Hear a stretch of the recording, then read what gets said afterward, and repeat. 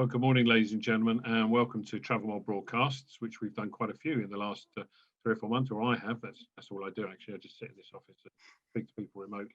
That's my lot in life. But today, I'm delighted to have one of my good friends.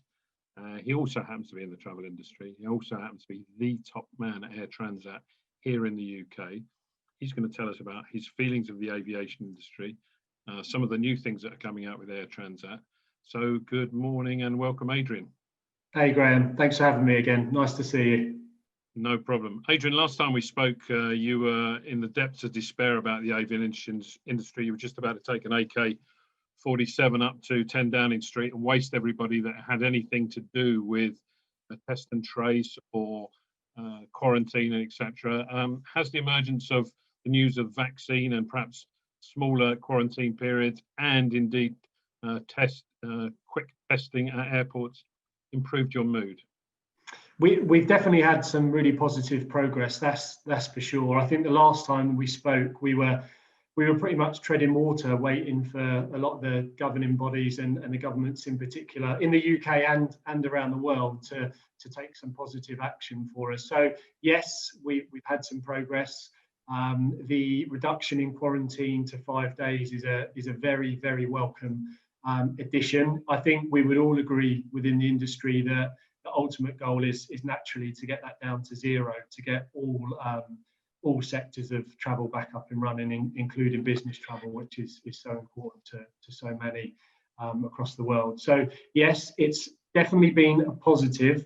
The vaccines have helped also. You can see that in the share price of airlines around the world. So as soon as we see that being rolled out, that could continue to help with consumer demand and consumer confidence. So we've definitely got progress. We haven't got perfection yet, but we're moving in the right direction. Good.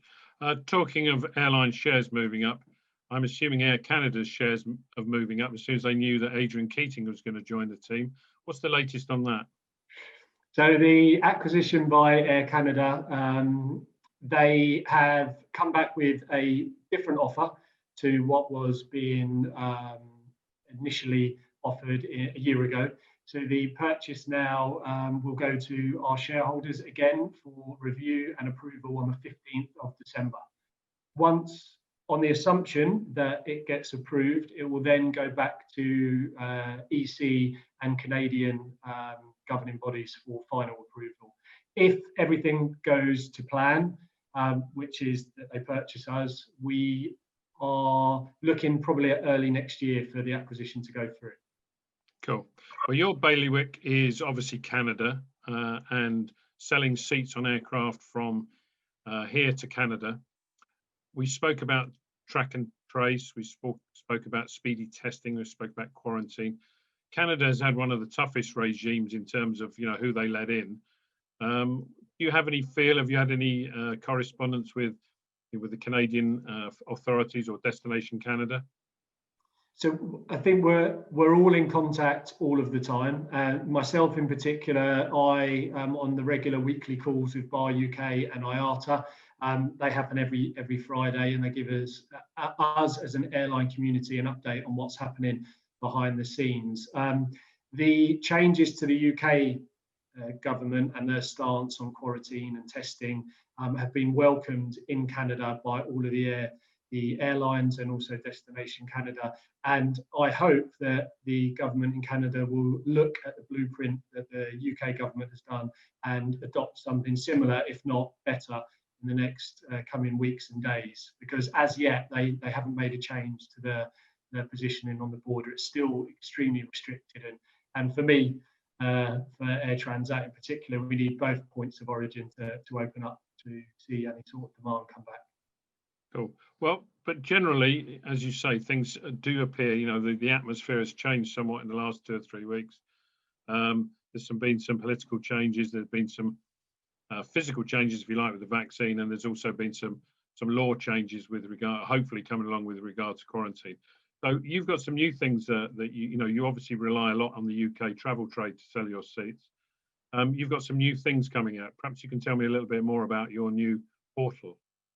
Yeah, so last time you and I spoke, you asked what we were doing behind the scenes while we weren't operating and had no flights. And one of the projects that I've been working on for the UK and Ireland travel trade is a new direct connect or booking portal for the trade.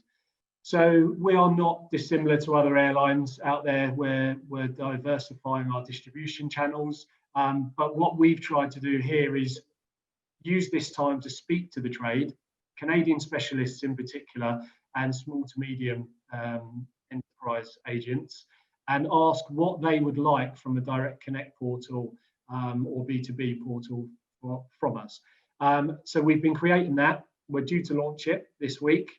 And the key benefits for those agents that come across are fare parity with our web fares, our existing web fares for direct customers. They will also have the ability to book 18 months in advance, which is a key unique selling point for the agents that come across to us. Obviously, as we know, the GDS is restricted in most cases to 11 months. In Canada in particular, we do see a lot of demand for 12 months out, particularly with a pandemic. So for us to be able to introduce that has been a key requirement for the agents coming on board. And they can also book all of the ancillary items seamlessly, which they can't at the moment because of our restrictions in the US. So 3 key areas that would encourage agents to move across. And for us, it's a positive change in the distribution landscape. Presumably, the booking direct onto your B2B channel, there's, apart from the advantages for the agent, obviously there's margin advantages for you if you don't have to go through a GDS.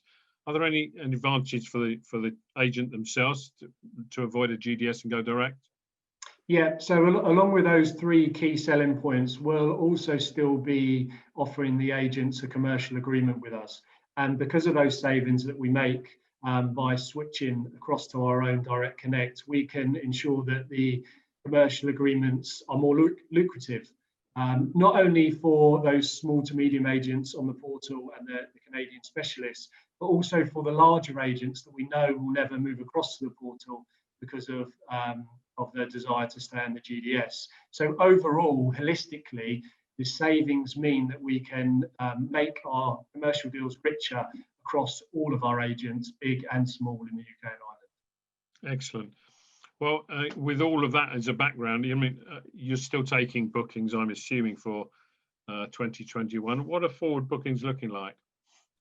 So we're seeing a mixture of the future travel credit or vouchers being used and being booked at this moment in time. The existing demand for summer next year is quite low currently because of the status of the borders. So we're still not seeing any real recovery in that respect. We do see beyond 12 months and beyond significant interest, which is why that 18-month booking window in the portal is quite significant. So for next summer, it's still quite slow. It's a lot of it is rebookings from what was due to travel in 2020. But beyond that, we can start to see some more positive signs. And when I look at Google Analytics every morning, the trend is beyond summer next year for traveling to Canada from our perspective.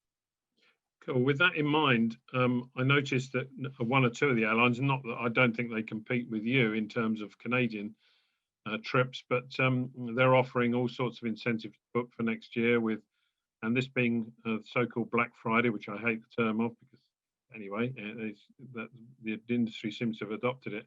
Do you have any special deals coming up if someone has an inquiry about going to Canada next August? You got any special deals or any special booking terms that you're going to be able to offer the trade? So we indeed the consumer. We have decided this year not to participate in any specific commercial strategic sales for Black Friday. The main reason for that is we want to see what changes happen between now and the new year with the opening of the borders. And then what we'll likely do is go strong again with some sales campaigns, both for the trade and for direct customers in the new year. And what we used to see is the traditional peak. We'll be putting some aggressive fare points out over the Christmas and the New Year. So no, Black Friday for us, we're not participating this year with any gusto. We are, I think our fares are pretty competitive as they are across all of our destinations. So nothing particular. Good. Well, Adrian, I wish you the very, very best of luck in all you do in terms of pressurising the government to open their borders, filling your seats, hopefully next year, not just 2022, but next year as well. And with the launch of the new booking system, which is going to be later on, well, it's right now, today, Monday, the 30th of November. So thanks very much for your time. Brilliant. Thanks, Graham. Thanks as always. Cheers.